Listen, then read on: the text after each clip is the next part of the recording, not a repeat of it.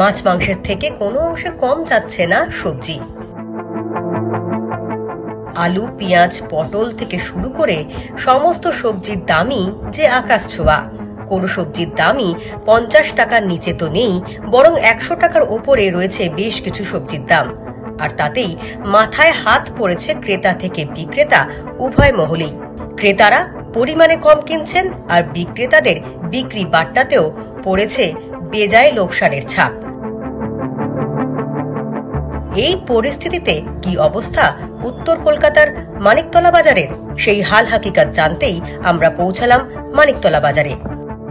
সবজির দাম আগুন, বাজারের পরিস্থিতিতে যা বলছে তাহলে তো গৃহস্থের নাগালের বাইরে, কিন্তু পেট খেতে আর দেখা যাবে না। অনেক কষ্ট কাটতে করে কিনতে হয়। সব সবজির দাম বেশি, হাতি দেওয়া যায় না, এত বিঘ্নে তো হাতি দেওয়া যাচ্ছে না। কি নেবো না সেটাই চিন্তা করছি, আর সেরকম নেওয়া হয় না অবশ্য, যেরকম নেওয়া হতো। 100 টাকা চিন্তা করা যায় না। কম নিচ্ছি, আগে দিলাম হাফ কিলো নিতাম, এখন হয়তো 250 নিচ্ছি, 200 নিচ্ছি।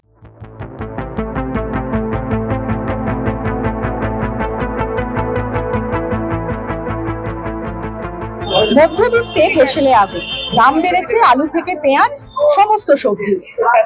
পেঁয়াজ কাটতে গিয়ে নয়, দাম শুনেই চোখ দিয়ে জল বেরিয়ে যাচ্ছে সাধারণ ক্রেতাদের।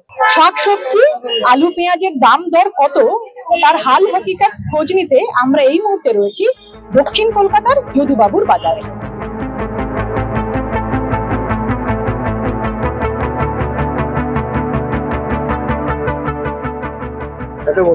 কমবে একটু, বাড়বে, কোনো ঠিক নেই। আরো বাড়তে পারে, কমতে পারে, কোনো গ্যারান্টি নেই। দাম তো আগুন লেগেছে, সব কি করে আগুন লাগলো ভগবানই জানে। পেঁয়াজ আলু তো মানে আগুন লেগে যাচ্ছে। বেগুন 150 টাকা কেজি, শুধু মিষ্টি কুমড়ো পয়সা খাচ্ছি, আলু খেতে পাচ্ছি না। বিক্রি বান্ডা একটু অল্প হচ্ছে, যে হাফ কিলো কিনছে 250 গ্রাম কিনছে। অনেক কমিয়ে দিচ্ছে। আগে পেঁয়াজ ছিল 1.5 কিলো 2 কিলো নিয়ে যেতাম এক সপ্তাহের জন্য, এখন ওই যে হাফ কিলো 1 কিলো নিয়ে যাচ্ছি। কি করবো, पब्लिकर जन क्यों चिंता तो कुछ ना बहुत ज्यादा है, बहुत ज्यादा। तो उसके कारण हमें थोड़ी क्वांटिटी कम लेनी पड़ती है और कॉम्प्रोमाइज करना पड़ता है, कई सब्जी नहीं भी लेनी पड़ती है। सब এর দাম বেড়ে গেছে, প্রায় 1.5 গুণা উপরে হয়ে গেছে। কেজিতে আমাদের আর কত 2 টাকা 2.5 টাকা 3 টাকা লাভ হচ্ছে। তারপরে এইটা বাদ যাবে, ঝলতা যাবে, কানা কাটা আছে, তার মধ্যে আমাদের নিট 1 টাকা লাভ থাকে 1 কিলো পেঁয়াজে। আমরা যেরকম পুঁজি সেরকম বেশি, আশা করি সবজির দাম ভালো করে বৃষ্টি না হলে সবজির দাম কমবে না।